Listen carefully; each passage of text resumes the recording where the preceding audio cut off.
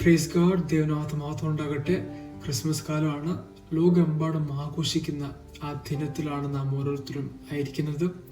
എന്നാൽ യഥാർത്ഥത്തിൽ എന്തിനാണ് യേശു കർത്താവ് ഈ ഭൂമിയിൽ വന്നത്? ദീർഘവർഷം മുൻപ് യെശയ്യാ പ്രവാചകൻ യേശു കർത്താവിന്റെ ജനനത്തെക്കുറിച്ച് പ്രവചിച്ചിരുന്നു. യെശയ്യാ പ്രവചനം 9-ാം അധ്യായം അതിൻ്റെ 6-ാം വാക്യം.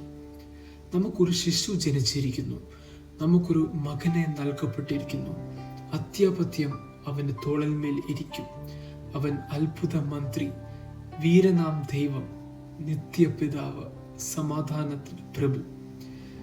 ഈ ക്രിസ്മസ് ദിനത്തിൽ യേശു കർത്താവ് ഈ ഭൂമിയിൽ ജനിച്ചത് കേവലം ഒരു ആഘോഷമായിട്ട് മാത്രം കാണാതെ അതിൻ്റെ പിന്നിൽ ഒരു വെളിപ്പാട് കിടപ്പുണ്ട്.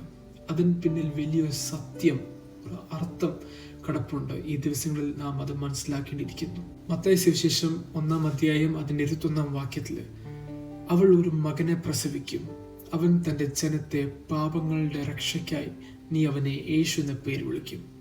യേശു കർത്താവിനെ ഒരിക്കലും ജനിപ്പിച്ചതല്ല, യേശു കർത്താവ് നമുക്ക് വേണ്ടി ജനിച്ചതാണ്.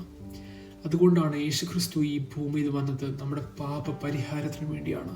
നമുക്ക് നിത്യ സമാധാനവും നിത്യ ജീവനും നൽകുവാൻ വേണ്ടിയാണ്.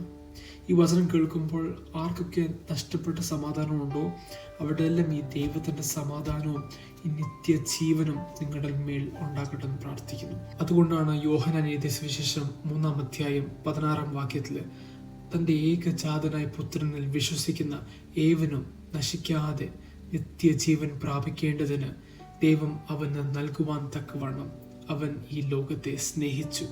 ആമേൻ. യേശു ഇന്നും പുൽക്കൂട്ടിലല്ല, യേശു നമ്മുടെ ഉള്ളത്തിലാണ്. ഈ വിശ്വാസത്തോടെ നമുക്ക് മുന്നോട്ട് പോകാം. ദൈവം നമ്മളെ ഓരോരുത്തരും ധാരാളമായി അനുഗ്രഹിക്കുമാറാകട്ടെ.